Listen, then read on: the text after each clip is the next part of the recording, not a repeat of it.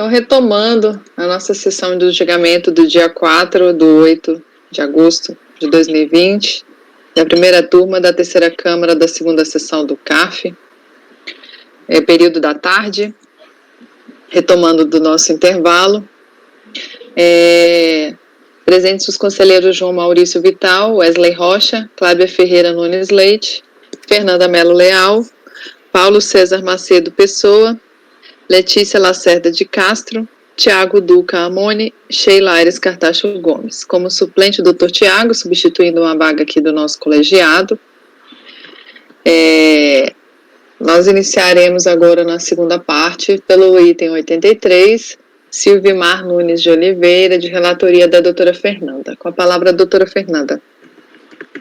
Então, esse aí, o 83, ele é do ano calendário, ele vai ser só despesa médica, tá? Vai ser exercício 2005. Aliás, não, desculpa. Ele teve, novamente, omissão de rendimentos e dedução de despesa médica. A omissão de rendimentos, mais uma vez, o contribuinte concorda, tá? A omissão de rendimentos no valor de 6.000 não contesta, ou seja, se torna incontroverso. E também despesa médica, ele não contesta o valor de R$ 9.601. Então, permanece a glosa de despesa médica no valor de R$ 24.690, os quais foram solicitados comprovação de pagamento, e para os quais não tem nota fiscal e nem comprovação de pagamento, portanto, eu nego o provimento para o recurso voluntário. Este é o meu voto.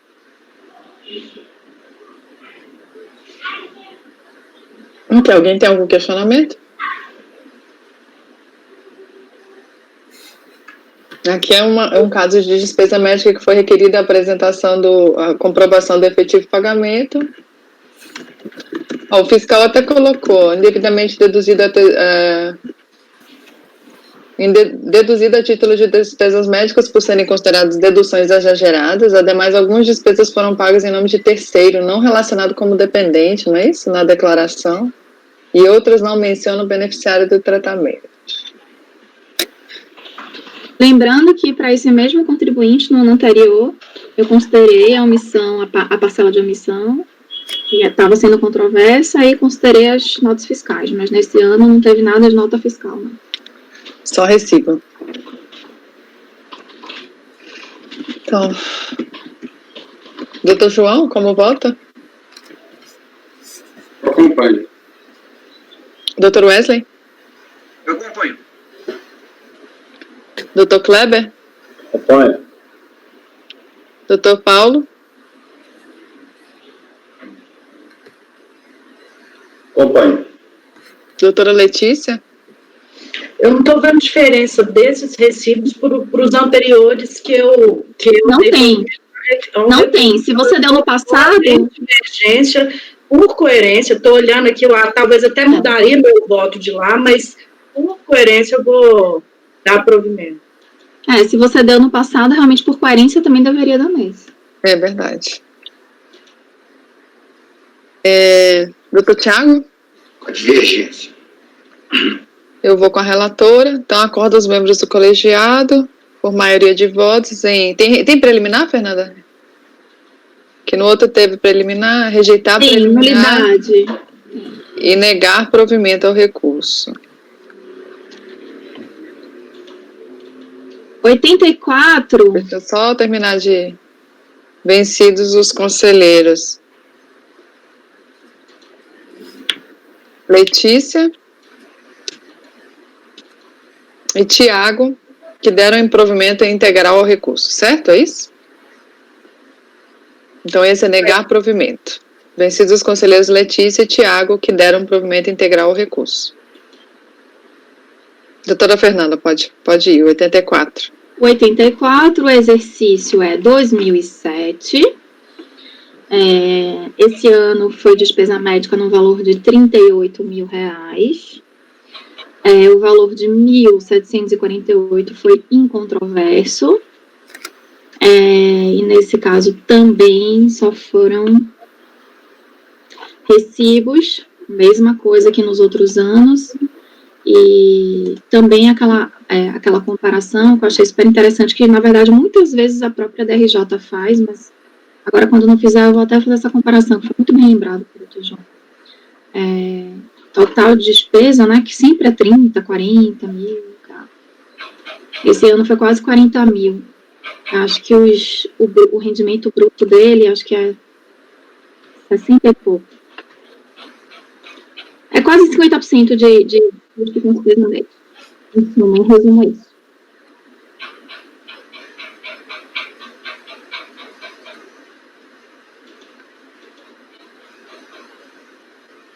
Algum questionamento? Despesa médica só com recibo? Ele difere em relação ao outro, só recibo? Na verdade, difere, é igual aos dois. É igual ao 83. E no 83 eu votei com divergência, né? Um você votou dando provimento, o outro você não deu provimento.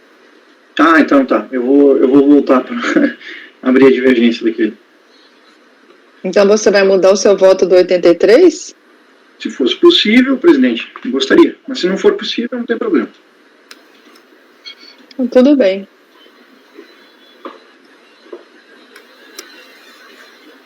Estão alterando o dispositivo do 83.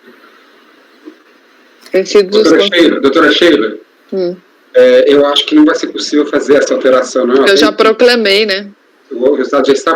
não tem problema, presidente. O regimento impede. Eu já proclamei. O que você pode fazer é fazer uma declaração de voto, né? Não tem problema. Eu não tem problema. Não vai alterar o resultado final. Foi um ato falho da minha parte aqui. Eu estava concentrado no outro processo aqui, livre. Então, não tem problema. Obrigada, doutor João. Doutor João, como vota? Eu acompanho. Doutor Wesley? Eu abro divergência para dar provimento ao recurso. Doutor Kleber? A relatora. Doutor Paulo? A relatora. Doutora Letícia? Divergência. Doutor Tiago? Divergência. Eu acompanho a relatora. Então, acordo os membros do colegiado, por maioria de votos, em rejeitar a preliminar e negar provimento ao recurso. Vencidos os conselheiros. Aqui, Wesley Rocha.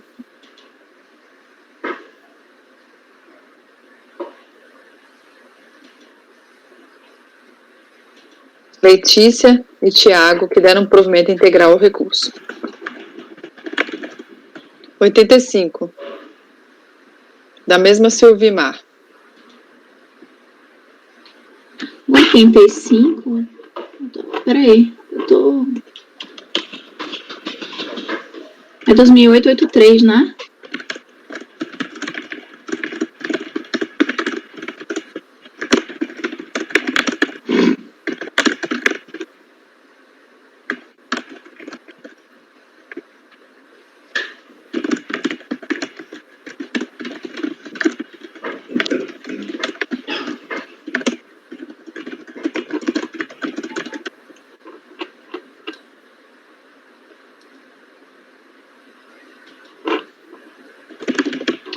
Hum. 85 e 2008, 83.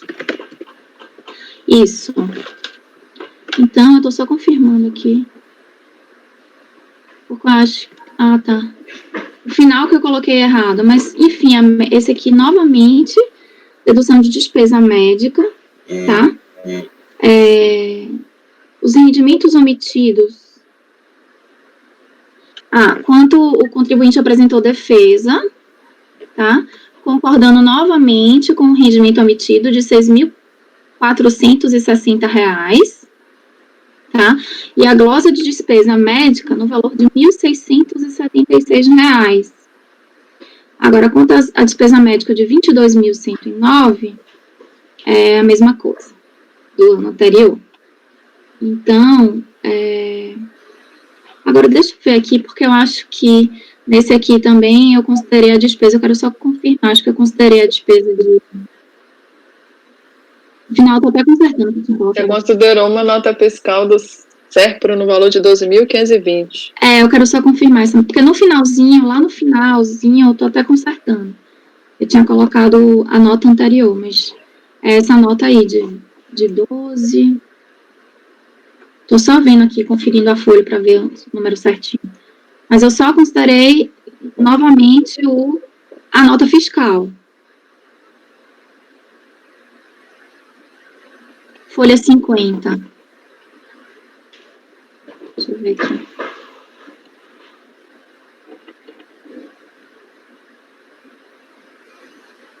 Isso mesmo. Eu só considerei a mesma coisa do que o primeiro. A nota fiscal emitida pela SERPRO 06556, folha 50, 2015 e 20. Só esse que eu acato como dedutível.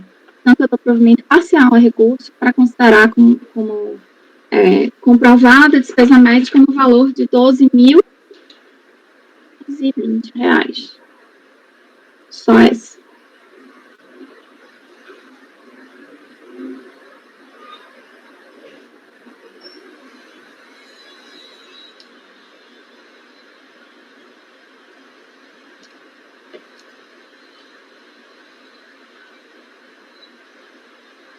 Algum questionamento?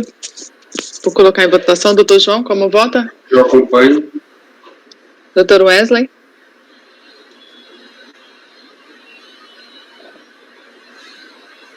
Eu acompanho. Ela está dando um provimento parcial para considerar comprovada só a nota fiscal, tá? Os recibos são idênticos aos anteriores? São, mais uma vez. Lembrando, doutor Wesley, que você não pode mudar o voto depois que eu proclamar o resultado. Claro, não, tudo bem. Foi só uma solicitação, porque como era o mesmo contribuinte, e, enfim, não tenho nenhuma intenção, presidente, de querer mudar votos depois de proclamado o resultado. Não, é só porque é o mesmo caso do anterior, são mesmos, o contribuinte é Silvimar Nunes de Oliveira, é a mesma pessoa. Ah, sim. Por isso que eu estou te avisando. Ah, não, esse é o da divergência, né? Exatamente. Claro, então eu fico na divergência. Doutor Kleber? Relatora. Mas ele abre a divergência, na verdade, né? Ele abre a divergência para dar provimento, não é isso? Integral. Então, Integral. é isso? Exato. Doutor Kleber foi com a relatora. Doutor Paulo? Com a relatora. Doutora Letícia? Divergência. Doutor Tiago? Divergência. Eu vou com a relatora. Então, acordo os membros do colegiado, por maioria de votos, rejeitar. Tem preliminar também, Fernanda? Rejeitar preliminar. Sempre tem nulidade, Silvimar. Dá parcial provimento ao recurso para cancelar a glosa de despesas médicas no valor de 12.520. 12.520. 12.520 vencidos os conselheiros Wesley, Letícia e Tiago, que deram provimento integral ao recurso. Lembra só de alterar aquela conclusão lá que está igual ao primeiro. Eu já apaguei aqui no meu. Era só o último parágrafo, né? Uhum. Já alterei aqui agora. 86, da mesma Silvimar, é o último processo dela.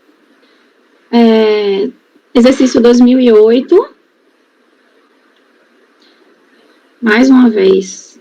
Esse ano teve dependente, instrução, despesa médica, previdência.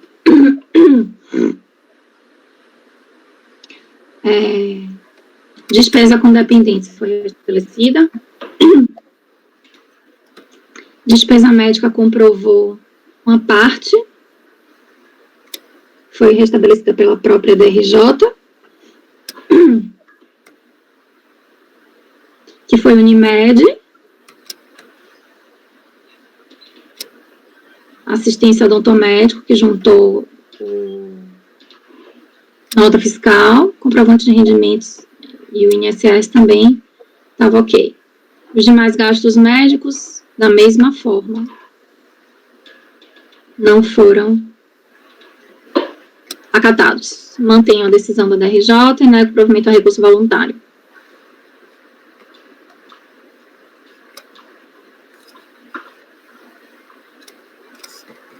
Doutor João, como vota? Acompanho a relatora. Doutor Wesley?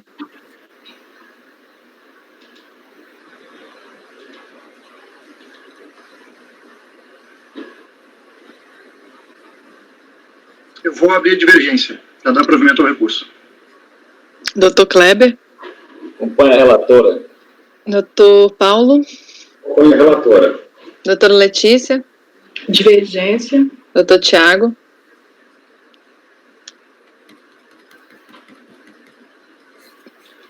Divergência. Eu vou com a relatora. Então, acordo os membros do colegiado, por maioria de votos, em rejeitar a preliminar, negar provimento ao recurso. Vencidos os conselheiros Wesley, Letícia e Tiago, que deram provimento integral ao recurso. Esse foi o item 86.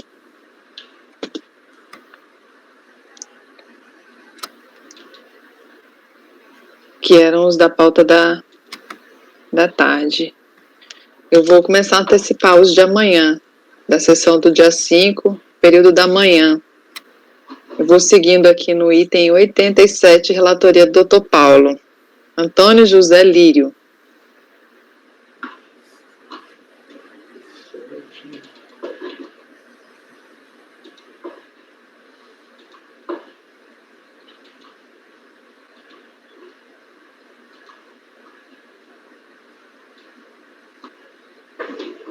Como a gente não tem nenhuma sustentação oral, a próxima é só sexta-feira às 14, então a gente pode ir antecipando.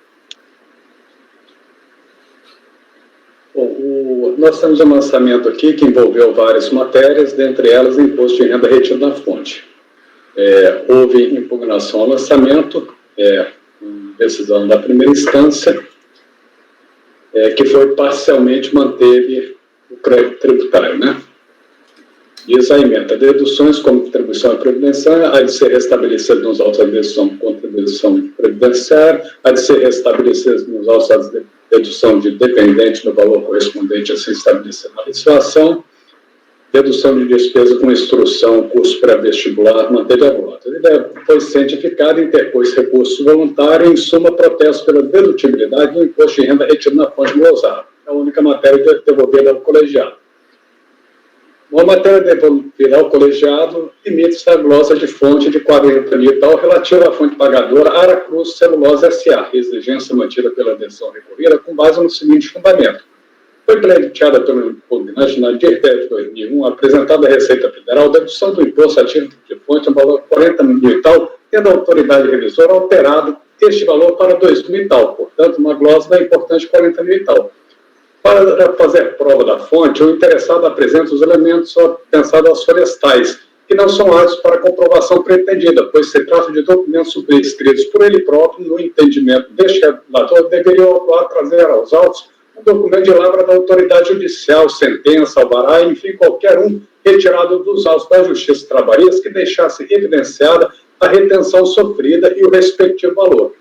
De acordo com pesquisas efetuadas no sistema online da Receita Federal, não se verificou qualquer informação sobre o imposto de renda na fonte, seja de sua efetiva retenção, seja do seu recolhimento.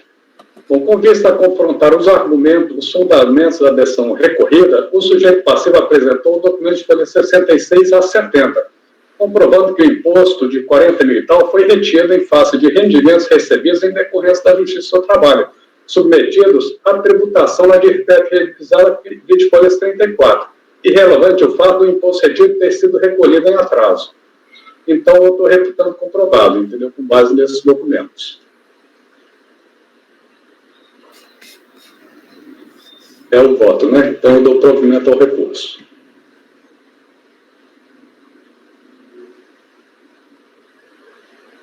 Algum questionamento? Enfim, ele conseguiu comprovar a retenção porque ele trouxe os documentos do processo. É isso, doutor Paulo? É isso, é isso.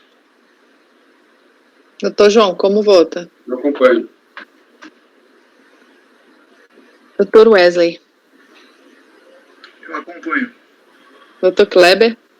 Acompanho. Doutora Fernanda. Acompanho. Doutora Letícia. Acompanho. Doutor Tiago. Acompanho. Eu também acompanho. Então, acordo aos membros do colegiado, por unanimidade de votos, em dar provimento ao recurso. Esse foi o item 87. Ok. Pode ir para o próximo. É 88, o Ivan Gesteira Costa. Vamos ao Ivan. notificação de lançamento decorrente no calendário por infração de dedução indevida de despesa com instrução no montante de 1.700 e tal e glosa de fonte de 26.000 e tal. Houve impugnação e foi julgado improcedente. Eu acho que nós podemos ir ao voto, que ali eu vou enfrentar toda a matéria deduzida aí no recurso. Bom, conheço o recurso, rejeita a preliminar de nulidade do lançamento fundada na omissão do auto de infração e indicar o dispositivo legal pertinente à imputação de corresponsabilidade do recorrente pelo recolhimento da fonte, que lhe fora retido pela fonte pagadora.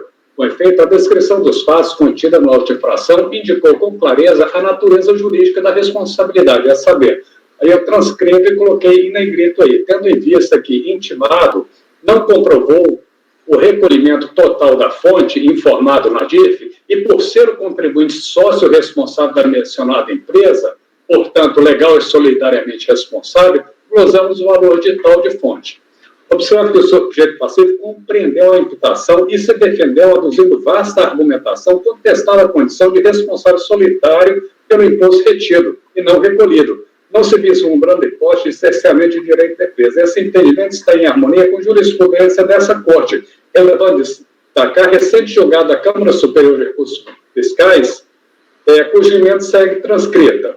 Normas processuais, vício no lançamento, capitulação legal, nulidade inexistente. Não existe prejuízo à defesa ou nulidade do lançamento quando os fatos encontram-se devidamente descritos e documentados nos autos, permitindo à empresa o exercício do direito contraditório e ampla defesa.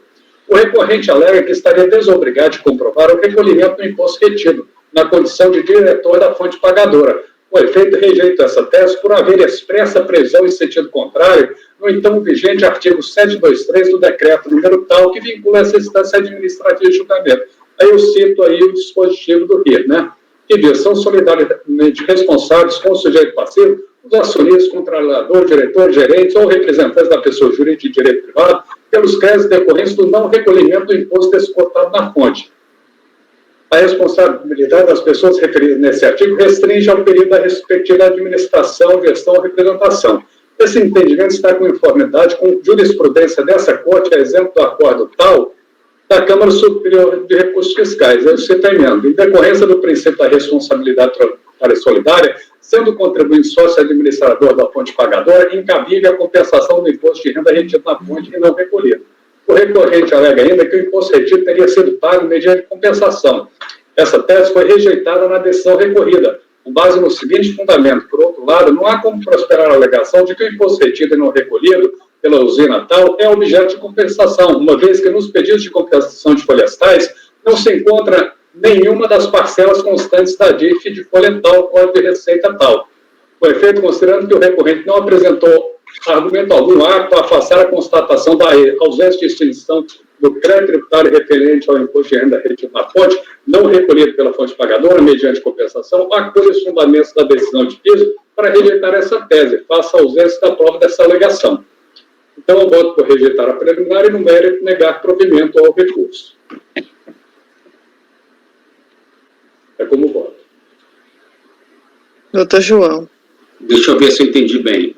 Ele é o próprio diretor da fonte pagadora, aproveitou-se na sua declaração de fonte que ele não comprovou ter sido recolhido pela fonte pagadora, da qual ele é o gestor.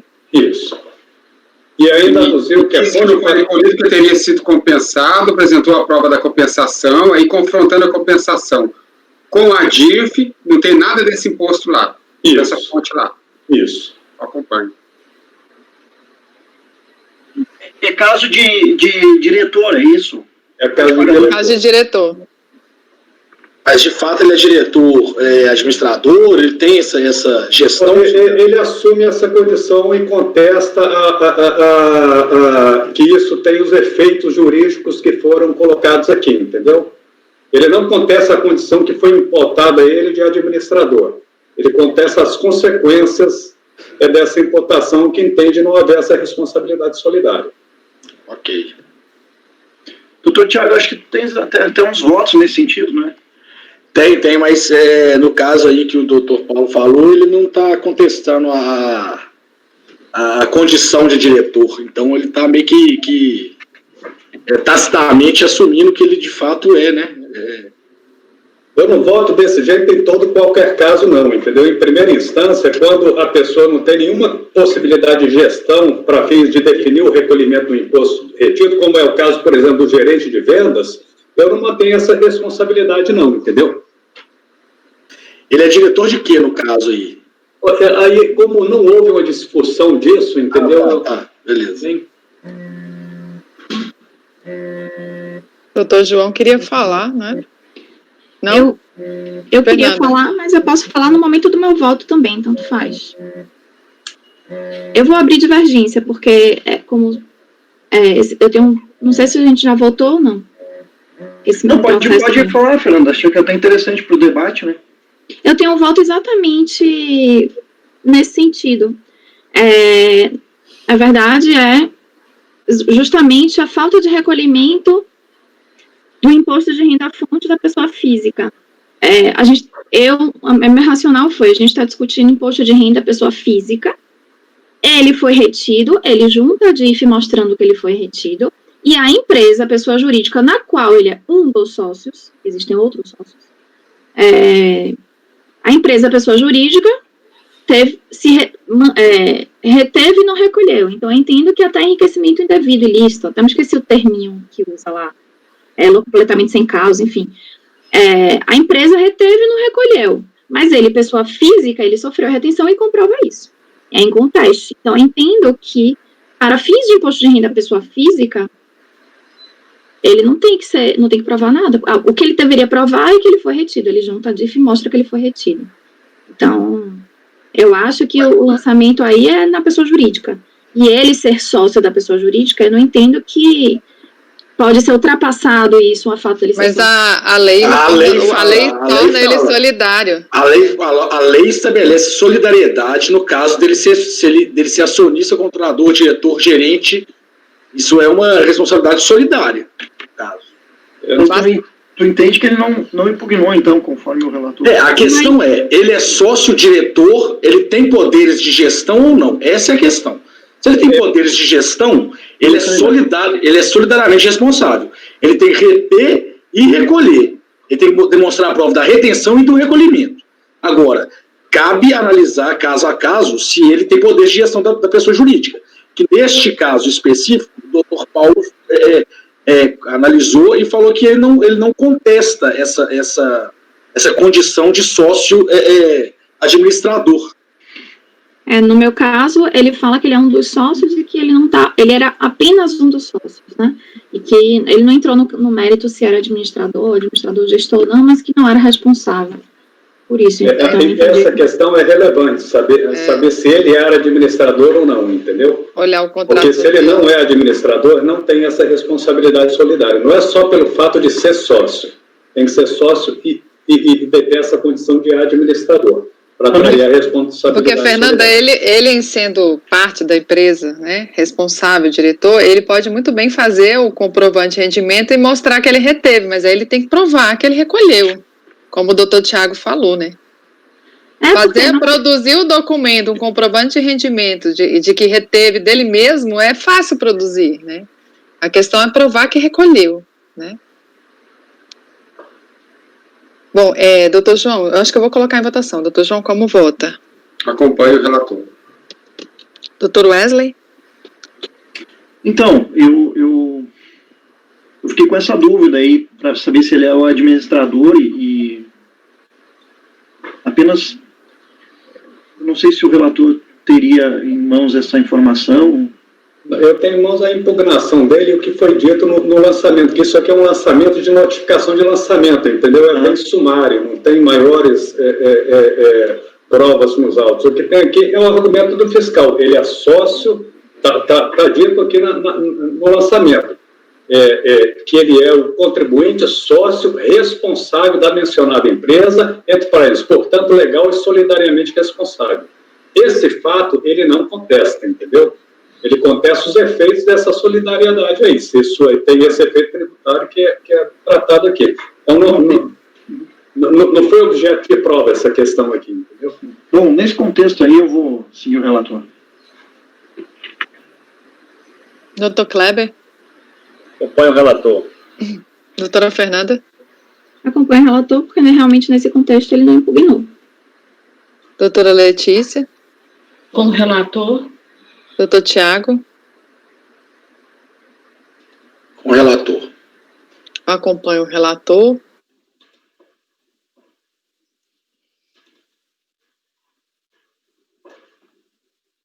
Então, acordo os membros do colegiado, por unanimidade de votos, em rejeitar a preliminar e negar provimento ao recurso. Item 89. José Hamilton Espíndola. Isso, também é glosa de fonte. Eu transcrevi aí o acórdão, o relatório da decisão de piso. Ele apresenta, ele não foi bem sucedido na impugnação, foi julgado improcedente, ele apresenta o recurso voluntário. E vamos ao voto em que eu enfrento as teses deduzidas, né? Quanto à infração de compensação indevida de fonte, no valor de 31 mil e tal, a defesa juntou o DARF de folhas 40, recolhida em 3/7/2009, veiculando retenção efetuada pela fonte qualificadora Unibanco, no valor principal de 31 mil e tal, com data de vencimento em 10/8/2004, com os devidos acréscimos. Juntou ainda o comprovante de rendimento de folhas tais, de modo a confrontar os fundamentos da decisão recorrida, que recusou a prova ofertada pelo sujeito passivo, as folhas 8, demonstrando tratar-se de rendimentos decorrentes de inversão da Justiça do Trabalho no montante de 117.050. Com efeito, entendo restar comprovado o fato da retenção. Entendo também que é passível de a retificação dos rendimentos declarados, de modo a majorá-lo em conformidade com o pedido do sujeito passivo, por estarem vinculados ao imposto de renda retido da fonte glosado, cuja compensação na DIRPEP revisada requer a sujeição dos respectivos rendimentos ao ajuste anual, ao teor do então vigente artigo 12 da Lei 9.250. Então, eu voto por dar provimento ao recurso voluntário, cancelando a glosa da fonte, majorando os rendimentos tributários declarados para a fonte pagadora de 80 tantos mil para 117 mil. Isso é o que ele pediu, entendeu? A condição para haver dedução da fonte é que os rendimentos correspondentes sejam declarados. E assim, eu acho razoável acolher isso aqui, entendeu? Também não acho que eu poderia decidir não dar a fonte porque não deu os rendimentos, porque isso aqui não foi o fundamento da decisão de piso, entendeu? Decisão de piso não deu simplesmente porque não comprovou, né?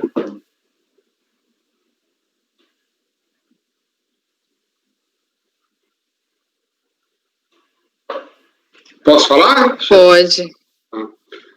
Doutor Paulo, peraí, eu acho que eu fiquei com uma dúvida. Eu também.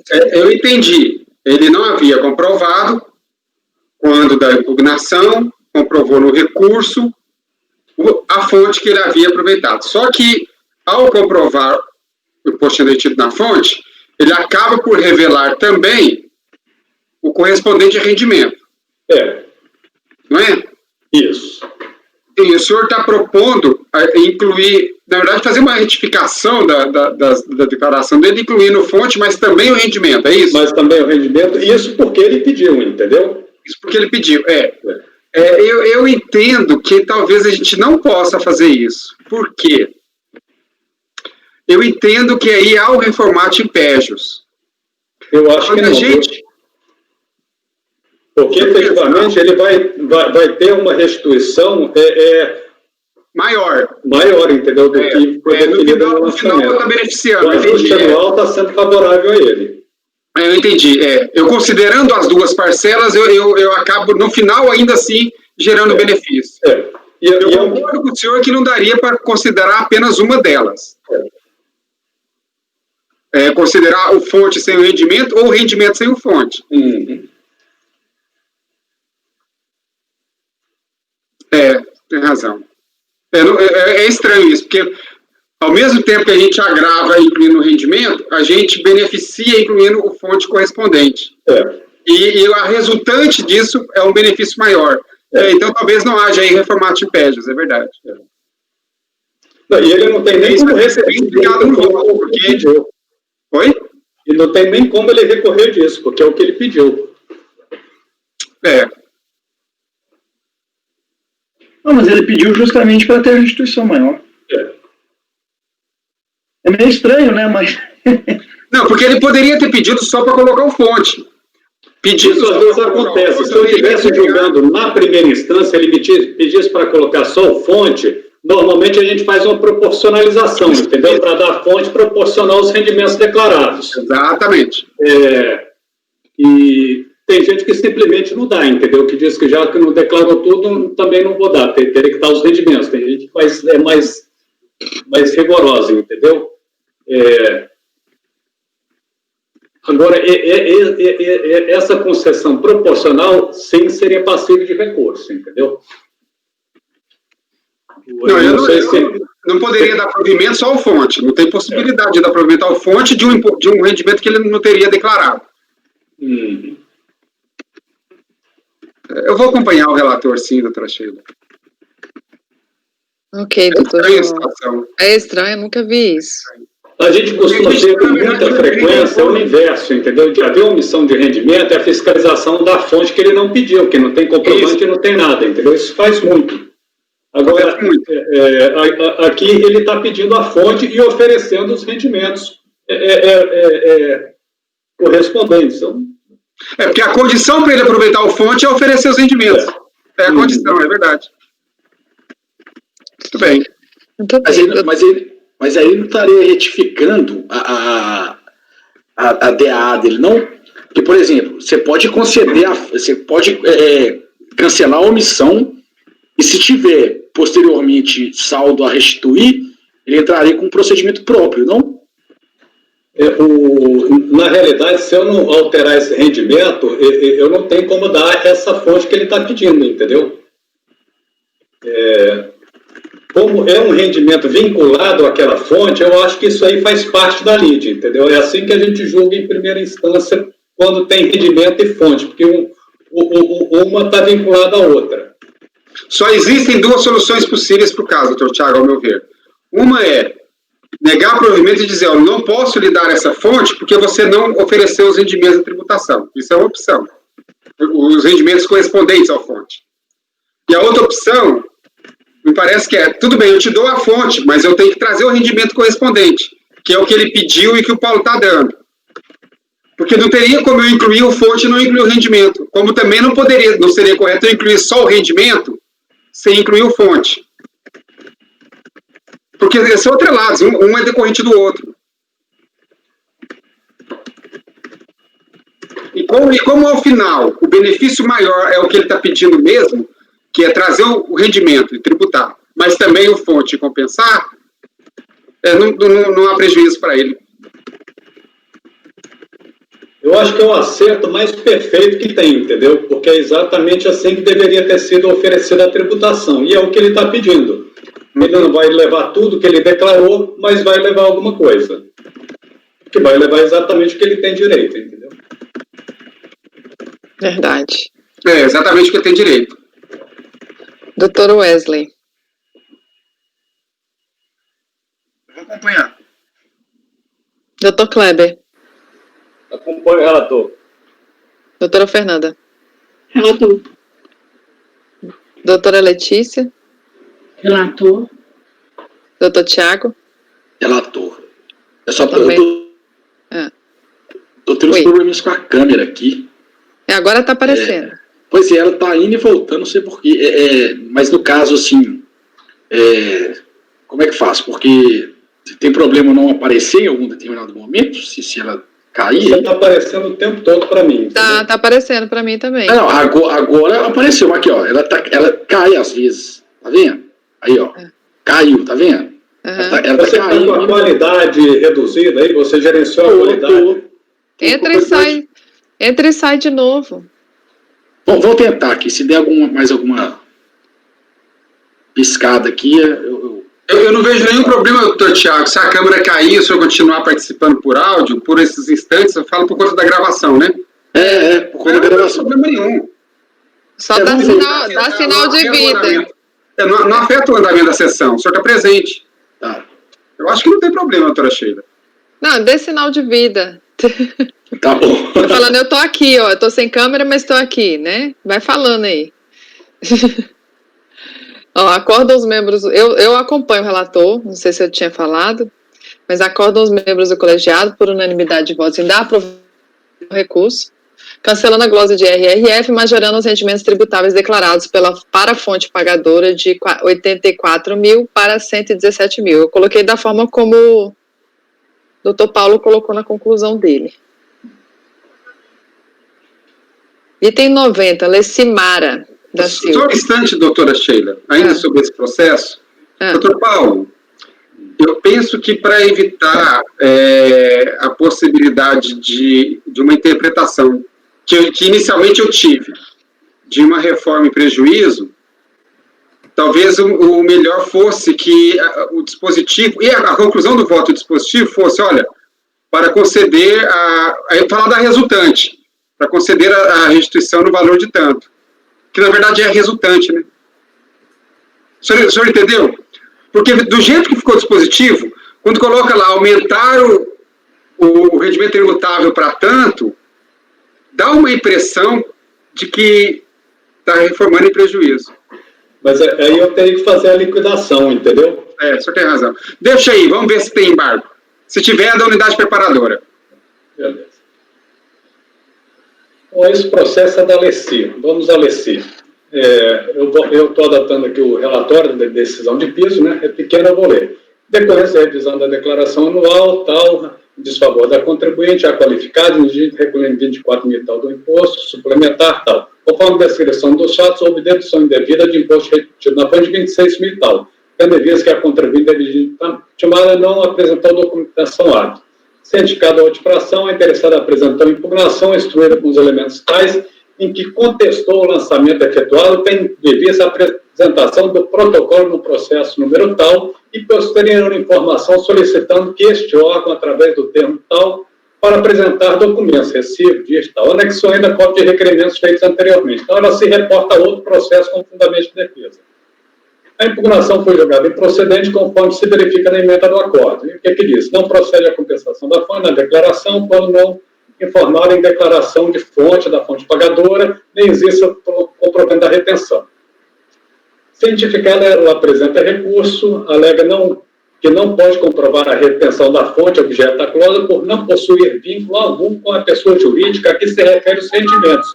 Sodemar Construtora tal, aduz ter protocolado o processo número tal com o intuito de retirar o seu nome do quadro social da pessoa jurídica, por total desconhecimento da existência da referida empresa, fato explicitado na impugnação, junto ainda a declaração de não reconhecimento da DIRPF, exercício 2003.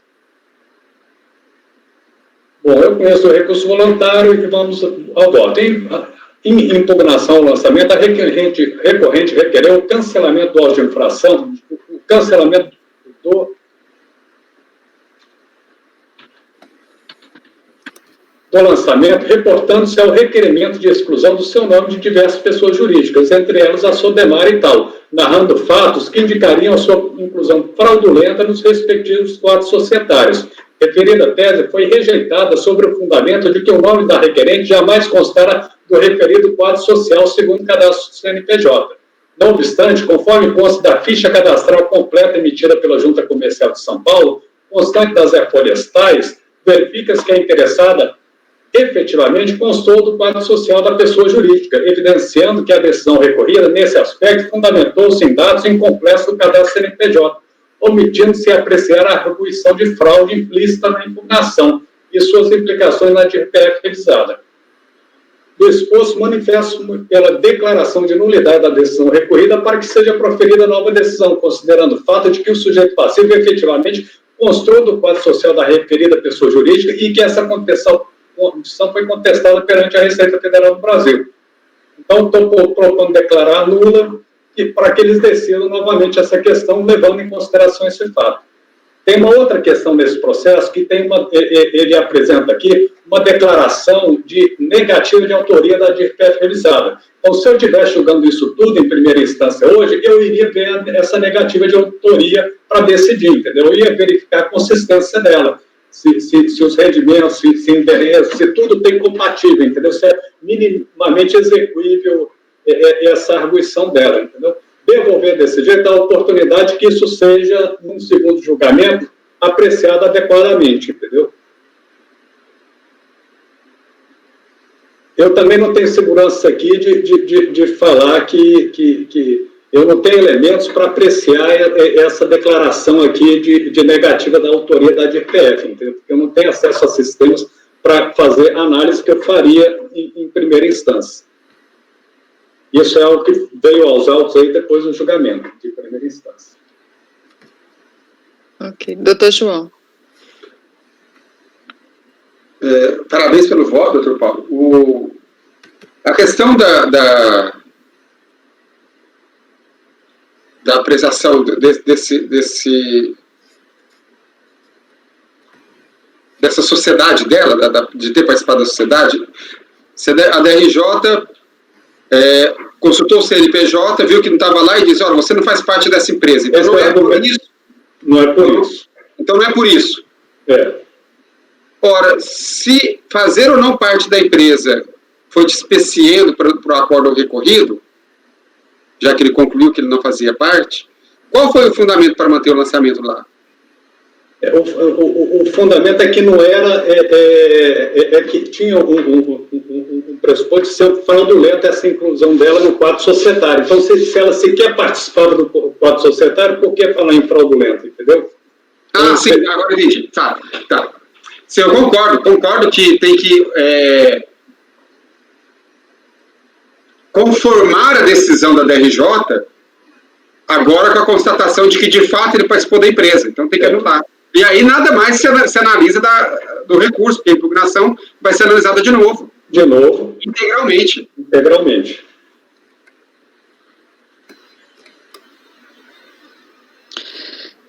Mais algum questionamento? Então, doutor João, como vota? Acompanho. Doutor Wesley? Eu acompanho, presidente. Doutor Kleber? Acompanho o relator. Doutora Fernanda? Relator. Doutora Letícia? Acompanho. Doutor Tiago? Relator. Eu também acompanho, então acordo aos membros do colegiado, por unanimidade de votos, em anular a decisão de primeira instância. Processo julgado em 4/8, período da tarde. 91, Marco André Coelho de Almeida.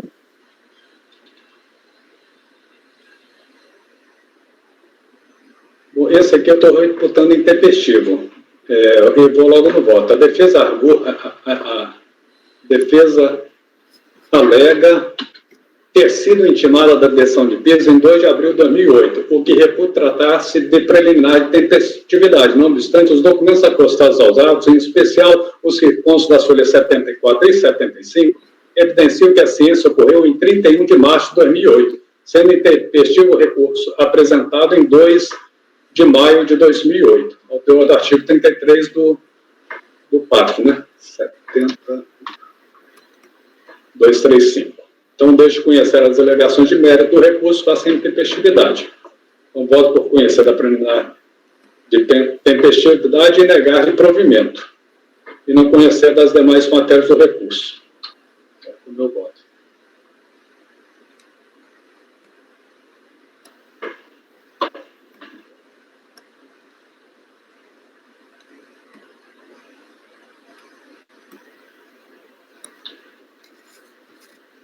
Algum questionamento?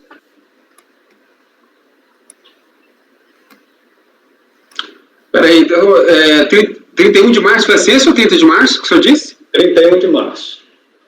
E ele deu o recurso a 2 de maio. 2 de maio. Ah, não, tá absolutamente intempestivo, não precisa nem contar.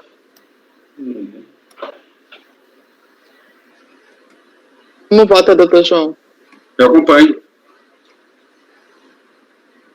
Doutor Wesley?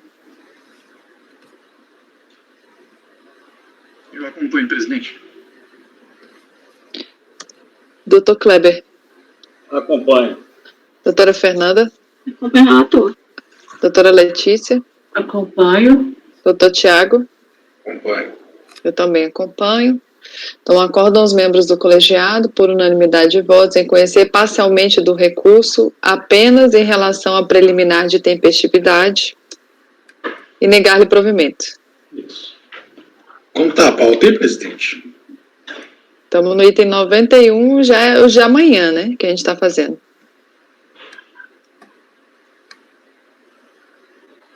Esse foi o 91.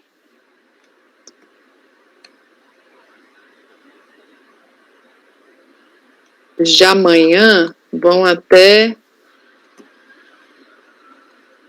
item 100. Tá perto, ó. São 5h12. A gente chega lá.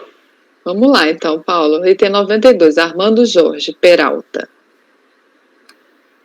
Bom, aí nós temos um lançamento de omissão de rendimento recebido de pessoa física, sujeito ao carnelião, e de omissão de rendimento pela cessão gratuita de imóvel. Ele fez uma impugnação ao lançamento que foi considerada improcedente a impugnação, né? Houve reversão de multa isolada aqui e tal, não houve contestação de todas as matérias. Cientificado, ele alega que um dos imóveis objeto da autuação era ocupado pelo contribuinte, sendo utilizado como escritório particular, a saber, rua tal, desenvolvendo atividades que não se confundiam com as atividades da condição de sócio da pessoa jurídica que também ocupava o imóvel. Aduz que essa alegação está comprovada por correspondência de documentos dirigidos ao contribuinte referentes à sua condição de pessoa física. Aduz que a utilização dos demais imóveis pela pessoa jurídica das quais é sócio ocorria em proveito do próprio, pelos benefícios que esses lhe geravam. Afirma que a cessão não foi gratuita, pois dela decorreu o aumento dos lucros da pessoa jurídica que reverte ao sócio. Bom, cumpre verificar de início a admissibilidade do recurso que diz respeito ao questionamento das teses defensivas ditadas no recurso voluntário. Conforme sumariado no acordo recorrido, o sujeito passivo aduziu as seguintes razões de defesa contra a infração de omissão de rendimento pela cessão gratuita de imóvel. Não obteve nenhum rendimento, pois não lhe foi pago qualquer valor a título de aluguel, tendo proposto ação de arbitramento de aluguel de coisa comum, distribuída na terceira vara civil de Cubatão, processo número tal, contestação por parte dos réus.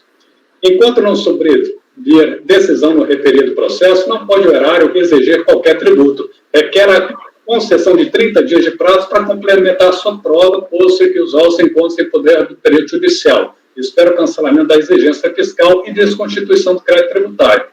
Com efeito, as matérias veiculadas no recurso voluntário não foram objeto da impugnação ao lançamento, quedando-se preclusas ao teor do artigo 17 do decreto número 7235 de 72, pelo que não são passíveis de conhecimento. Então, eu não estou conhecendo do recurso. Assim, é completamente distinta a argumentação do recurso e a argumentação da impugnação. Ele deve ter trocado de escritório. Acontece. Esse é o voto, né? Não conheci. Algum questionamento? Doutor João, como vota? Eu acompanho. Doutor Wesley? Eu acompanho. Doutor Kleber? Acompanho. Doutora Fernanda? Acompanho. Doutora Letícia? Acompanho. Doutor Tiago? Acompanho. Eu também acompanho. Acordam os membros do colegiado por unanimidade de votos em não conhecer do recurso. Item 93. Zeferino Lotário Walter. É de quem, 93? É meu. Fernanda. Esse, na verdade, é embargos, só para corrigir a ementa, especificamente quanto à multa qualificada. A ementa estava sugerindo como se a multa qualificada tivesse sido acatada, quando na verdade não foi. Tanto no voto quanto na conclusão, estava claramente dizendo que a multa qualificada tinha sido afastada pelo colegiado e a ementa estava podendo sugerir que poderia ser aplicada. Então, eu só fiz reratificar, né? Retificar ou reratificar, Sherlock? Você está reratificando o acordo, né? Está ratificando então, todas as questões e só corrigindo a ementa. Então, você está reratificando o acordo, só para corrigir a ementa. Então, acolhi os embargos... Sem efeitos infringentes. Acolhi os embargos sem efeitos infringentes para ratificar apenas a ementa para deixar claro que não foi aplicada a multa qualificada.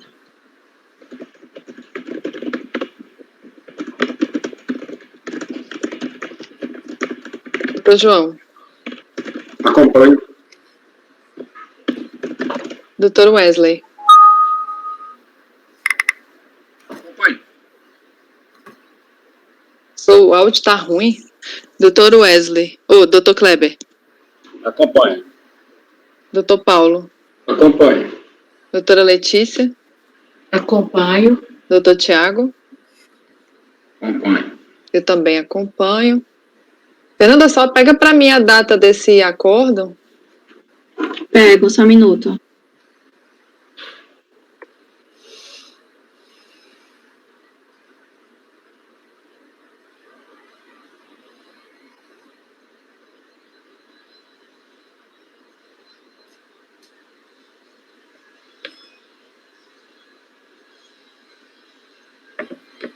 Tá demorando para abrir, eu te digo já já. Pra você não ficar esperando. Só a data do acordo, não é? Acho que aqui não tem. Vou olhar aqui no acolhimento dos seus embargos.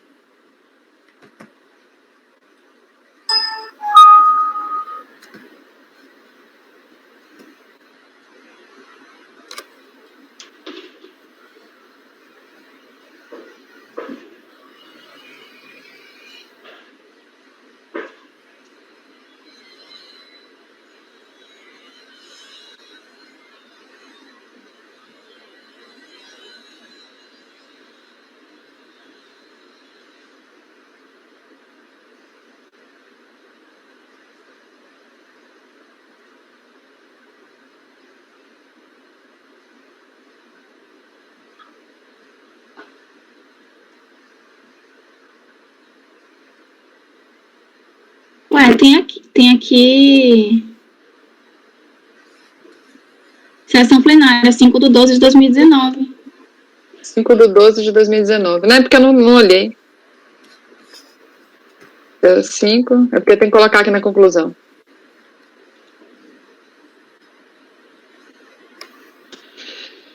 Acorda os membros do colegiado por unanimidade de votos em acolher os embargos sem efeitos infringentes para reratificar o acórdão 2301006769 de 5/12/2019 para sanando a contradição apontada, para sanar a contradição apontada, alterando-lhe a emenda nos termos do voto do relator?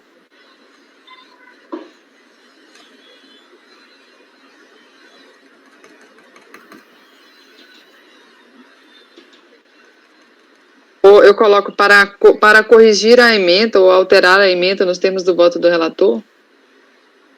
Acho que para corrigir a emenda nos termos do voto do relator. Para corrigir a emenda nos termos do voto do relator.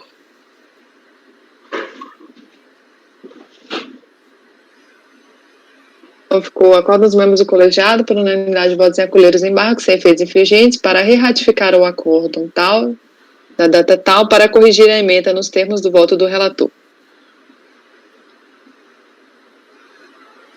Esse foi o item 93. Voltando para o doutor Paulo. 94. Eli Teixeira Pudo. Ok, processo 94 é um lançamento de LPF no calendário do 2001 e teve fundamento na glosa de dedução, omissão de rendimento. Omissão de rendimento recebido de pessoa jurídica decorrendo do trabalho comigo empregatício. Isso é ação trabalhista. Ele declarou um valor tal e o fiscal entendeu que ele deveria ter declarado um montante maior. Ele impugnou o lançamento, aduzindo, pleiteando a dedução de imposto de renda retido na fonte, referente aos rendimentos reputados omitidos em valor superior ao declarado. O crédito tributário foi mantido em decisão de primeira instância, consoante acordo número tal assim emendado. Eu transcrevo a emenda. Bom, cientificada a decisão, o recorrente interpôs recurso voluntário, em suma, alega ser relativo ao entendimento vazado no acordo recorrido de que não teria havido impugnação à infração de omissão de rendimentos, aduzindo que desconhece o fato gerador que deu incêndio ao imposto cobrado, postulando a nulidade no lançamento, ao teor do inciso tal do artigo tal do PAF. Bom, o lançamento do recurso é exclusivamente a infração de omissão de rendimentos, claramente descrita no auto de infração às folhas 10. Não obstante, a impugnação apresentada não contestou essa infração, mas tão somente pleiteou a dedutibilidade do imposto de renda retido na fonte sobre os rendimentos omitidos, em valor superior ao que foi informado na DIRTEC revisada. Trata-se, pois, de matéria preclusa, insuscetível de conhecimento em sede de recurso voluntário. Observo ainda que as alegações pertinentes ao imposto de renda retido na fonte não foram renovadas em sede de recurso voluntário, de modo que a matéria decidida no acordo recorrido não foi devolvida a esse colegiado. Então, com base no exposto, eu voto por não conhecer do recurso.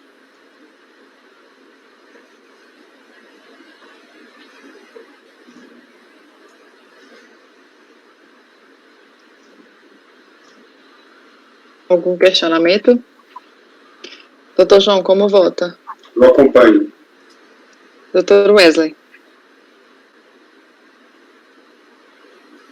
Eu acompanho, presidente. Doutor Kleber? Acompanho. Doutora Fernanda? Acompanha o relator.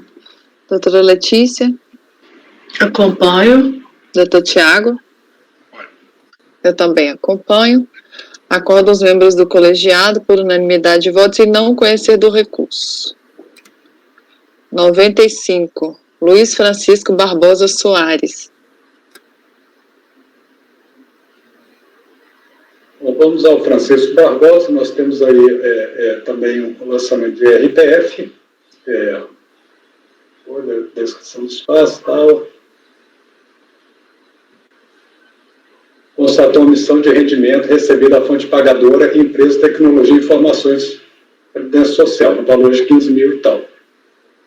Ele apresenta impugnação que foi julgada improcedente. Vamos às razões do recurso voluntário, que eu já vou direto no voto, né? Bom, conheço o recurso voluntário por preencher os requisitos legais. O recorrente reitera os mesmos argumentos incluídos em sede de impugnação ao lançamento, enfrentados e refutados na decisão de que os fundamentos que a Cúria adota como razão de decidir seguem transcritos. Vamos lá o que eles decidiram. No que tange a justificativa de que a data prévia somente informou em 2004 os valores que lhe pagou, a título de resíduo de quinquênio, em novembro e dezembro de 2002, oriundos do processo trabalhista tal,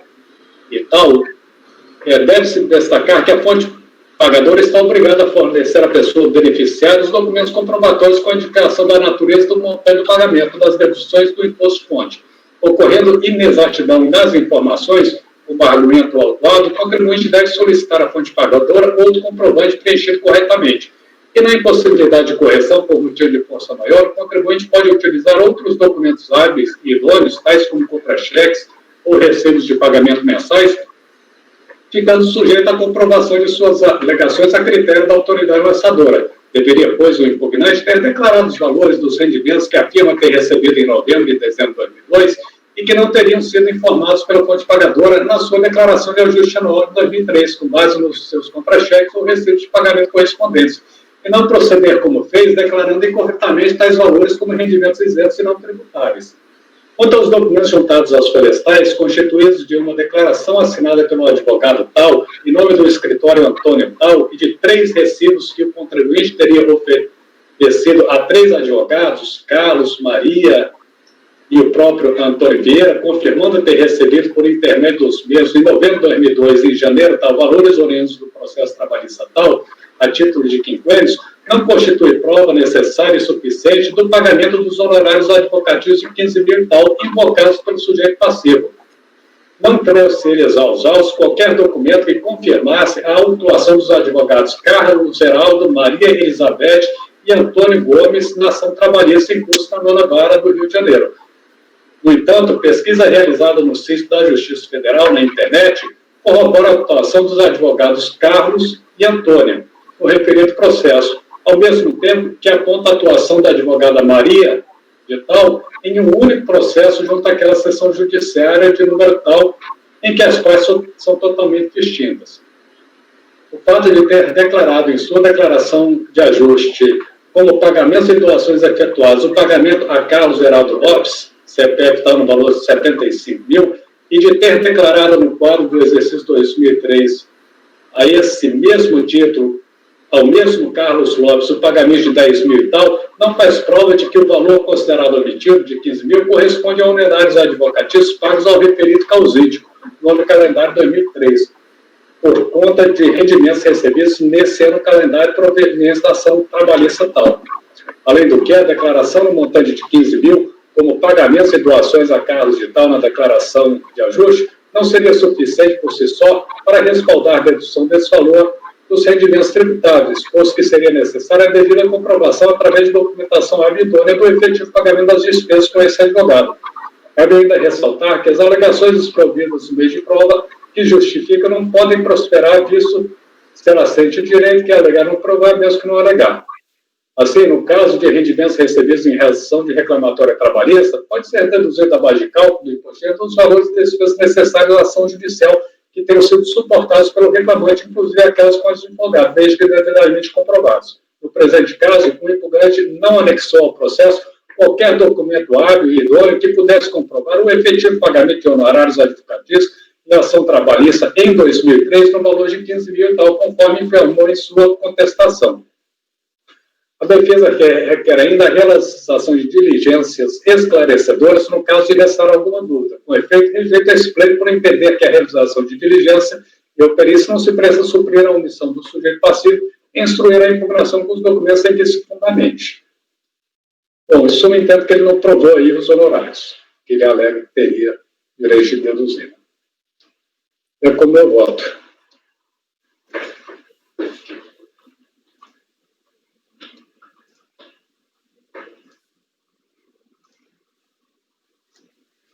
Algum questionamento?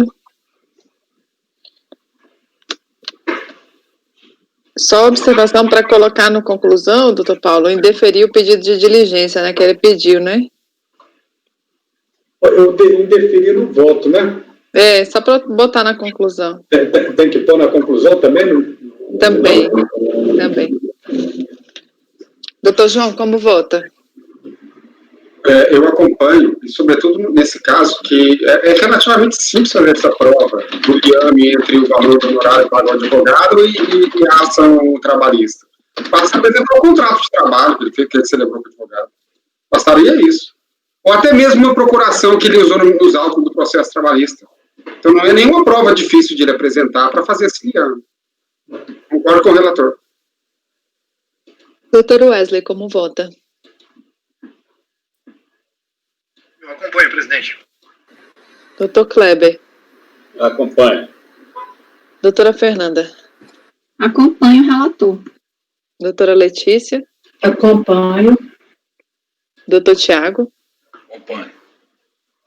Eu também acompanho. Acordo aos membros do colegiado, por unanimidade de votos, em indeferir o pedido de diligência e negar provimento ao recurso. Item 96. Luiz Francisco Barbosa Soares. Bom, o processo versa sobre a omissão de rendimento e glosa de imposto de renda retido na fonte. Impugnado o lançamento, o crédito tributário foi parcialmente mantido em decisão de primeira instância. E eu transcrevo aí a emenda, né? Cientificado, o sujeito passivo apresentou recurso, então ele argui vício na motivação do lançamento e na forma de constituição do crédito tributário, que não teria obedecido preceitos do CTN. Aduz que os rendimentos reputados omitidos decorrem de ação trabalhista, tendo incorrido em despesas com honorários advocatícios 42 mil e tal, dos quais apenas 20 mil e tal foi admitido como dedutível, por se referir à parcela tributária do rendimento, requerendo seja deferida a dedução integral, nos termos autorizados pela legislação pertinente. Quanto à glosa de fonte, infração mantida pela decisão de piso por ter havido o depósito judicial do tributo, aduz que já houve a conversão em renda em favor da União, requerendo seja admitida a compensação na DIRPF revisada. Bom, eu deixo de conhecer as matérias preclusas, assim entendido aquelas que não tenham sido objeto de impugnação ou lançamento autor do artigo tal do PAF, é saber, visto na motivação do lançamento e na forma de constituição do crédito tributário, que não teria obedecido preceitos do CTN. Conheço das demais matérias por preencher os requisitos legais. Quanto ao pedido de dedução integral dos honorários incorridos na ação trabalhista, a que se refere os rendimentos reputados omitidos, a decisão de piso já definiu a parcela proporcional aos rendimentos, atendendo ao comando do parágrafo do artigo 56 do então vigente decreto número 3.099. Quanto aos honorários referentes à parcela isenta dos rendimentos decorrentes dessa ação trabalhista, não há previsão legal a amparar a pretendida dedução da base de cálculo do imposto. Esse entendimento está em conformidade com recente jurisprudência da Câmara Superior de Recursos Fiscais, eu cito em uma emenda. E a emenda diz o seguinte: são dedutíveis dos rendimentos da ação trabalhista os honorários profissionais pagos ao advogado no limite dos rendimentos tributários ao ferido. Na hipótese dos autos, assiste razão à Fazenda Nacional, devendo ser glosada a dedução pleiteada a título de honorários advocatícios no valor total, eis que esses devem ser limitados ao imposto tributário dos rendimentos. Do exposto, rejeita o pedido de exclusão dos honorários advocatícios excedentes à parcela proporcional aos rendimentos tributáveis. Quanto à glosa de fonte, entendo ter havido a comprovação da retenção, bem como estar superado o impedimento da compensação por ter havido o depósito judicial.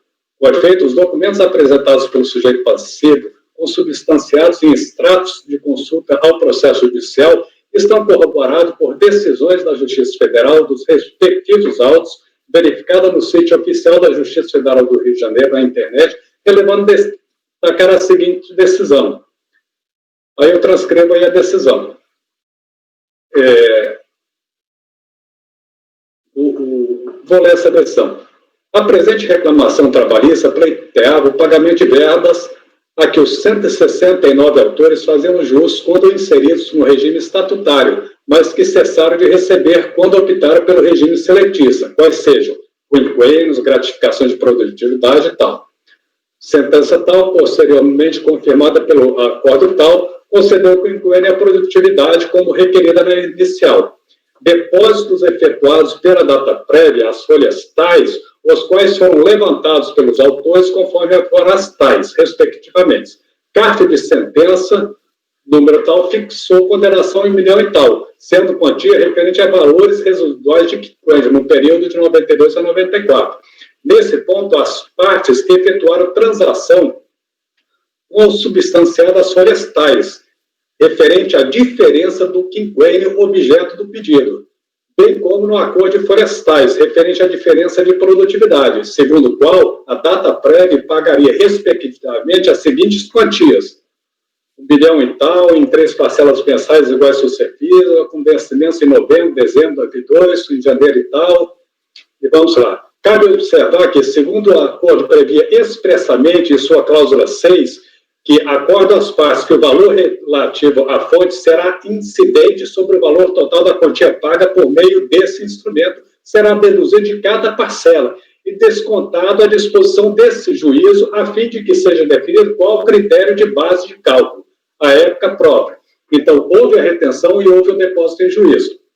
Desta sorte, o que se verifica é que os depósitos posteriormente realizados pela data prévia, ou seja, folhas tais, não foram determinados ou autorizados pelo juízo, resultando de transação realizada diretamente entre as partes. Verifico, ademais, que os autores levantaram os valores que lhe eram devidos, restando apenas os valores relativos à retenção do imposto de renda, a ser convertido em renda da União, o que, conforme florestais e documentos tais, já foi efetuado.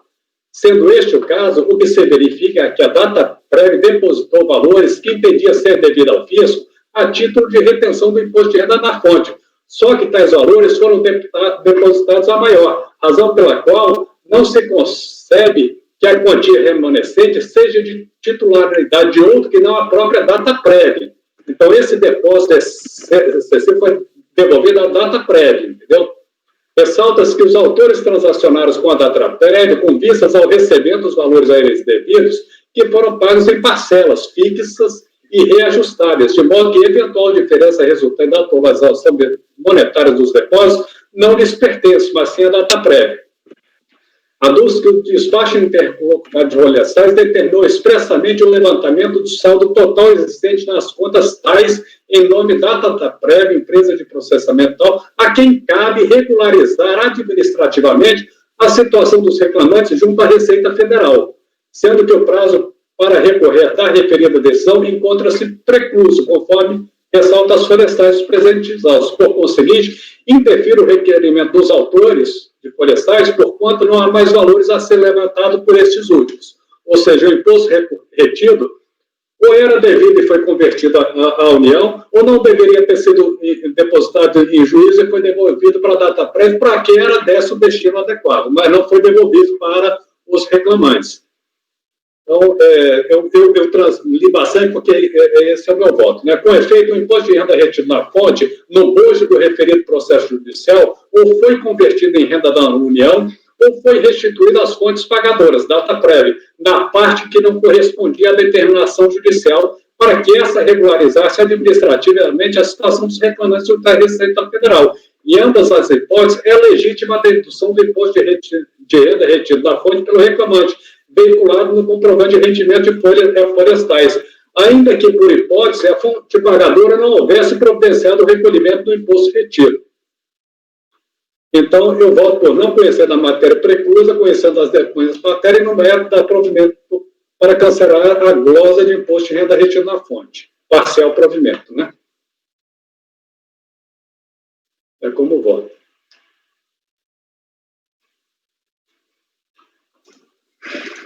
Doutor João. Doutor Paulo, peraí, deixa eu entender bem o caso da data prévia. Eu acho que foi um caso igual ao meu que eu mandei para diligência. A data prévia pagou o acordo trabalhista, que não se discute nesse processo. Ficou pendente o valor do imposto de renda que incidiu sobre... Alguém saiu aí? Acho que o Wesley. Bom, ficou pendente o rendimento, o imposto de renda retido na fonte dessas verbas trabalhistas. Daquelas verbas trabalhistas. Aí, os autores, eles pleitearam a devolução desse imposto de renda, porque entendiam, para eles, porque entendiam que não incidia o imposto de renda, pelo menos no montante que teria sido retido pela data prévia. Outra ação judicial, foram discutir o que fazer com aquele valor que estava depositado a título de imposto de renda retido. Então, foi a data prévia quem fez a retenção desses valores e depositou. Isso. Os contribuintes pegaram esse valor que teria sido retido deles e declararam. Isso. Aí o fisco foi e falou, peraí, eu vou glosar esse imposto de renda retido, por quê? Qual foi o fundamento da glosa? Se não havia um informe de rendimento informando essa retenção? Eu acho que eu vou pegar o processo, me parece que é depósito por ter havido depósito judicial, mas deixa eu pegar aqui a notificação. Wesley, pode falar. Por não ter sido recolhido. Apagão aqui. Deu um apagão. Qual é o número da pauta mesmo que caiu tudo aqui?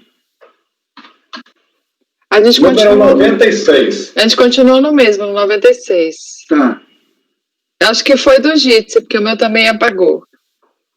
Ah, é? O meu continuou normal. O meu eu caí, aí eu voltei de novo. O meu caiu até o Word aqui, é 96, né? 96. Obrigado. Qual que é a minha dúvida? Eu vou direto à dúvida, doutor Paulo.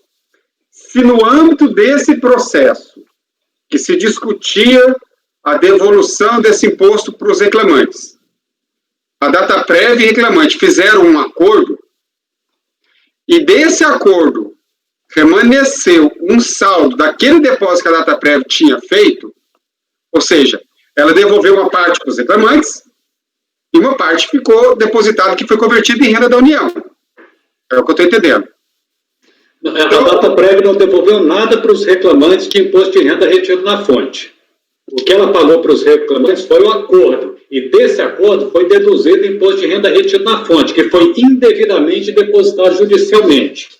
Aí o juiz mandou devolver para a data prévia para que ela procedesse à regularização junto à Receita Federal. O recolhimento.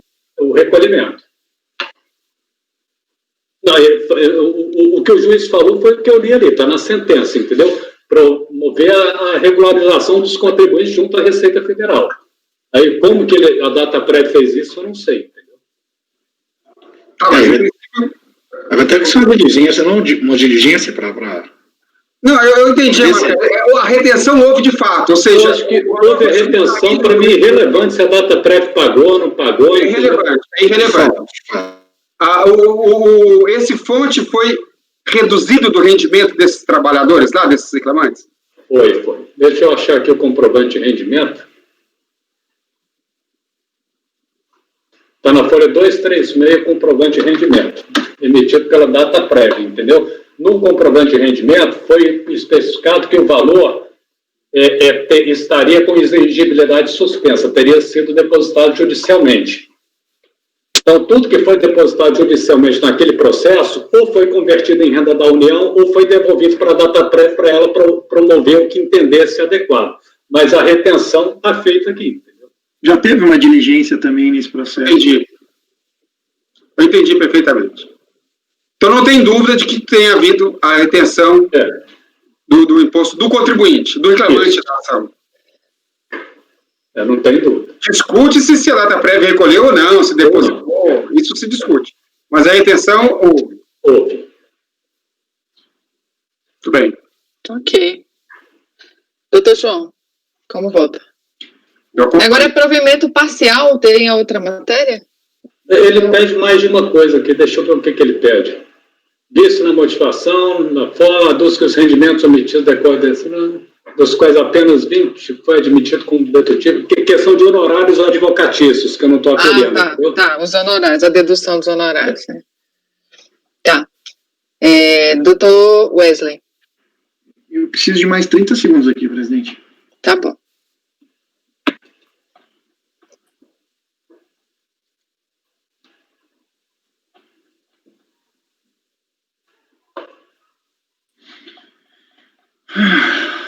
Está sendo dado parcial provimento, né? Isso. Estou restabelecendo a fonte e mantendo a glosa dos honorários que corresponde à parcela isenta dos rendimentos. Isso em conformidade com a jurisprudência consolidada aí na Câmara Superior e com o que eu sempre decidi também na primeira instância. Né? E a primeira instância deduziu a parte que era dos honorários, né, que você falou. Isso. Do que não era isento. Sim, se você pagou advogado para obter um rendimento isento, ou seja, não incidiu o tributo sobre o rendimento, também não pode deduzir o honorário que você pagou para o advogado desse rendimento, porque não vai ser tributado o rendimento. Exato. Você deduz que o seu rendimento é tributável. Ok, eu vou acompanhar o relatório. Doutor Kleber?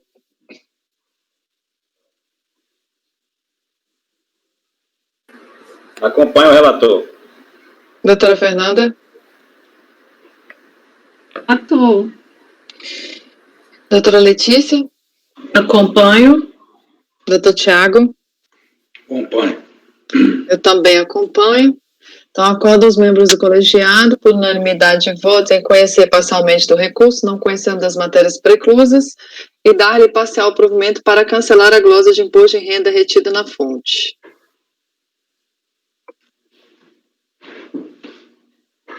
De 96 esse. 97. Shirley Elias. Vamos ao 97. Omissão de rendimento, pensão alimentícia. Apresentou impugnação, foi mantida a exigência.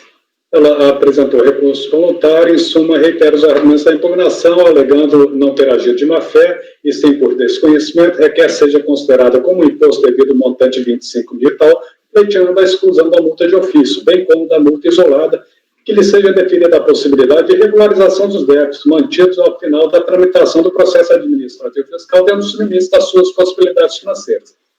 Bom, deixe de conhecer do pedido de autorização para regularizar os débitos mantidos ao final da tramitação do processo administrativo fiscal, segundo a capacidade financeira do sujeito passivo, por se tratar de matéria estranha ao lançamento. Conheço das demais matérias. Quanto à multa exigida isoladamente, eu aplico a súmula 147 para cancelar, porque é período anterior a 2007. Quanto à infração de omissão de rendimentos, não procede a alegação de erro nos cálculos do auto-infração, com efeito os respectivos demonstrativos às folhas tais evidenciam a correta apuração do imposto devido, tendo sido considerado a alíquota aplicável à base de cálculo apurada, que não foi objeto de contestação, bem como apropriadas as parcelas a deduzir do imposto em cada período de apuração. Rejeito o pedido de exclusão da multa de ofício fundada na ausência de má-fé da recorrente, por falta de previsão legal. Cumpre observar que a multa exigida no patamar de 75% não decorre da conduta dolosa do sujeito passivo, e sim do fato do lançamento do ofício, enquanto sua aplicação dada a natureza vinculante do lançamento ao teor do 142 CTN. Então, eu voto por não conhecer da matéria estranha à lei, conhecendo as demais matérias do recurso, e no mérito dar-lhe parcial provimento para cancelar a multa exigida isoladamente.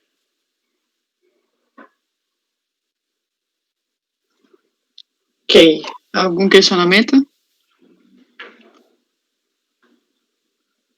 Doutor João, como vota? Eu acompanho. Doutor Wesley? Eu acompanho, presidente. Doutor Kleber?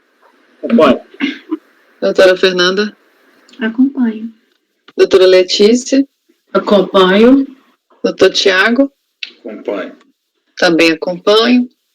Acordo aos membros do colegiado, por unanimidade de votos, reconhecer parcialmente do recurso, não conhecendo das matérias estranhas à lide, e dar-lhe parcial provimento para cancelar a multa exigida isoladamente. Luiz Quadros da Rosa, item 98. Vamos ver se a gente vai até esse. Esses são rendimentos acumulados. Eu transcrevo aí o relatório da decisão recorrida, que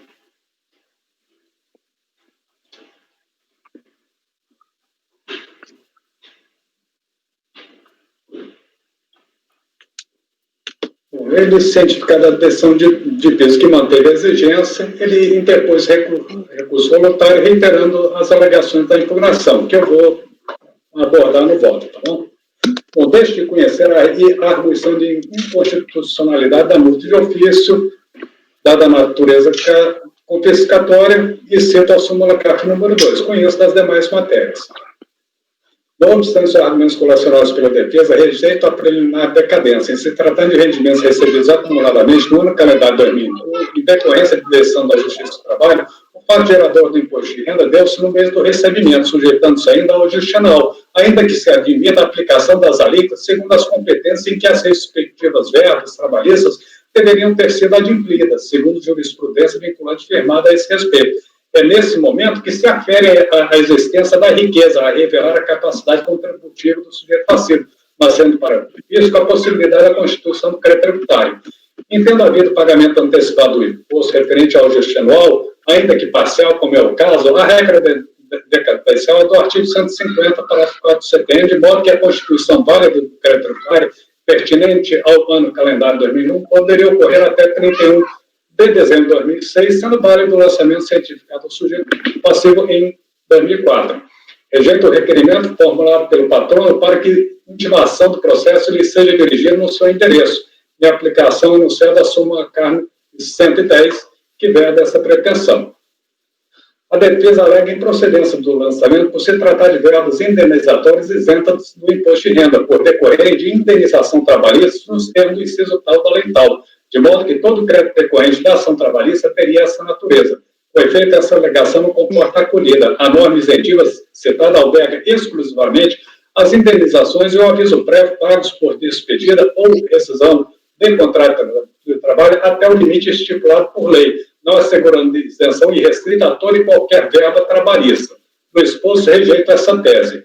O recorrente alega a responsabilidade da fonte pagadora pela retenção e pelo recolhimento do imposto, que o isentaria de qualquer responsabilidade, seja em relação ao tributo, seja em relação aos encargos de multa e juros.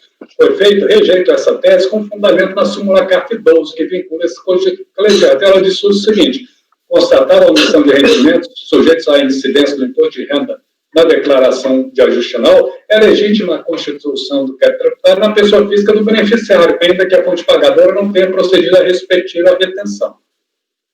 A defesa alega não caber multa de ofício por ter procedido em conformidade com decisão judicial no processo trabalhista, que consignara não serem devidos descontos fiscais por não terem sido efetuados à época própria. Com efeito, referida decisão alcança somente a falta de retenção do imposto de renda na fonte, fato que escapa a qualquer conduta comissiva ou omissiva do sujeito passivo, posto que imputável à fonte pagadora, e não autoriza a omissão do sujeito passivo em submeter esses rendimentos ao ajuste anual na forma que entendesse cabível. No exposto, rejeito o pedido de exclusão da multa de ofício sob esse fundamento. Quanto ao requerimento da exclusão da parcela dos rendimentos pertinentes ao FGTS, essa tese foi enfrentada na decisão recorrida, cujos fundamentos que adota e adota como razão decidir seguem tranquilo. Aí diz o que é a decisão. Quanto à exclusão da parcela de 17 mil relativa ao FGTS, esclarece que na certidão de cálculos emitida pela terceira vara e tal, o valor total de 240 mil foi atualizado até a data tal. Não há qualquer referência de pagamento de FGTS no calendário 2001. Salientes que o montante de 44 mil e tal relativo ao FGTS, constante do resumo final dos valores a pagar florestais, foi devidamente deduzido do montante bruto recebido no calendário de 2000, conforme verifica no acordo número tal proferido em data tal, por essa DRJ no processo tal. Quanto ao pedido de exclusão dos juros calculados com base na taxa de Selic sobre o fundamento que sócios geradores do imposto de renda teriam ocorrido entre 86 e 95, períodos a que se refere só a verbas trabalhistas deferidas pela Justiça do Trabalho, essa tese não comporta acolhida, conforme já assentado nesse ponto, o fato gerador em questão ocorreu em 31 de 12 de 2001, sobre a vigência do parágrafo tal do artigo tal da lei tal. Então, rejeita essa tese. Quanto ao pedido de aplicação da tabela progressiva relativa a cada mês a que se refere a diferença salarial, tal pretensão encontra amparo na jurisprudência do STF. Aí eu cito a jurisprudência vinculante que alberga a pretensão do sujeito passivo. Transcreva aí. Então, com base no exposto, voto por não conhecer daí a arguição de inconstitucionalidade e, no mérito, dar parcial provimento ao recurso para que seja procedida a apuração do imposto de renda incidente sobre os rendimentos recebidos acumuladamente, consideradas as alíquotas vigentes à época em que as verbas trabalhistas deveriam ter sido adimplidas, em conformidade com a decisão do STF no julgamento do recurso extraordinário número tal. É o meu voto.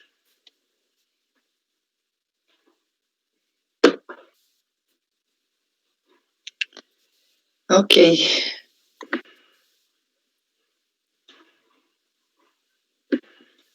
Aqui a gente já até tratou dessa questão desse recurso extraordinário aqui, né? Sua voz tá dando eco. Tá dando para ti também? A minha voz? Várias vezes. Sua voz. Qual que é a questão desse? É porque alguém deve estar com o microfone ligado. A questão, doutora Letícia, é a aplicação do regime de competência sobre rendimentos recebidos acumuladamente. Então, essa matéria está pacificada, não é exatamente como o contribuinte pediu, como bem colocou o relator, que é aplicar a tabela da época, há um cálculo diferente. Isso não implica, como queria o recorrente, que deva se considerar que os rendimentos teriam sido recebidos na época em que devidos, lá da década de 80, etc., que ele veio receber só no final da ação. Não implica isso. Implica apenas que no momento do recebimento, regime de caixa, aplica-se as alíquotas que incidiriam naquela ocasião. Então, não muda o momento da ocorrência do fato gerador, que é o do recebimento, mas muda a forma de cálculo do tributo. No caso de rendimentos recebidos acumuladamente, porque se aplica as alíquotas que incidiriam se recebido a tempo fossem esses rendimentos. A matéria é mais ou menos recorrente. Já tinha um tempo que não aparecia, mas ela é mais ou menos recorrente. Agora, não sei de que ano calendário que é, doutor Paulo?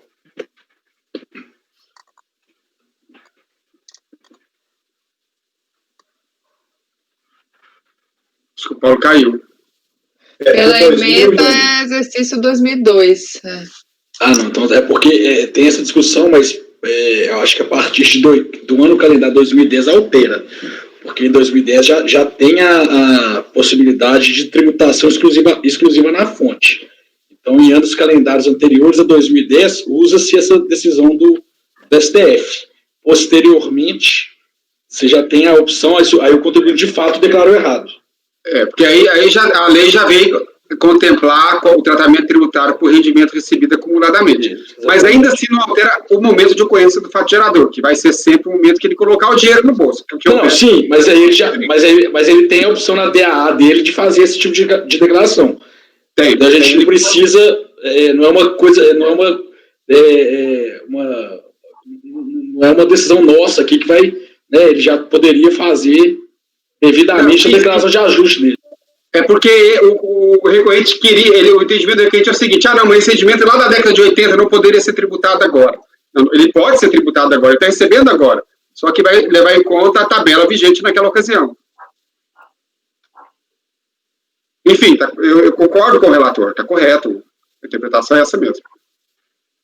Eu vou pontuar aqui que isso aqui não espere o meu entendimento pessoal, que eu sempre votei diferente, né? Mas eu me curvo aqui ao princípio do colegiado e a visão das instâncias superiores e estou reformando o entendimento que eu sempre tive sobre essa matéria, que eu entendi havia alteração de critérios jurídicos na decisão que eu estou proferindo aqui. Mas já não vejo mais assim. Eu vejo que, de fato, é só uma questão de ser procedente ou improcedente a alíquota aplicada. Então, ok. Doutor João, como vota? Eu acompanho. Doutor Wesley? Eu acompanho, presidente. Doutor Kleber? Acompanho. Doutora Fernanda? Acompanho. Doutora Letícia? Acompanho. E o doutor Tiago? Acompanho. Eu também acompanho. Então, acordam os membros do colegiado, por unanimidade de votos, em conhecer parcialmente do recurso, não conhecendo das alegações de inconstitucionalidade, súmula CAF número 2, e dar-lhe parcial provimento para que seja procedida a apuração do imposto de renda incidente sobre os rendimentos recebidos acumuladamente, consideradas as alíquotas vigentes à época em que as verbas trabalhistas deveriam ter sido adimplidas, em conformidade com a decisão do Supremo Tribunal no julgamento do recurso extraordinário 614/406. Esse foi o item 98. Conseguiu captar aí, doutora Letícia, a discussão? Consegui. Agradeço a explicação. Ainda quero estudar melhor essa questão que você falou da intertemporalidade aí, dessa questão de 2010. Mas eu... É porque o julgamento foi de 2009, salvo engano, que o STF decidiu isso. Aí depois teve a legislação se alterou. Só interrompendo aqui um pouquinho, é porque a Val acho que ela vai ter que sair e eu pretendo terminar a sessão, aí eu só vou encerrar a gravação. Pode falar, Val.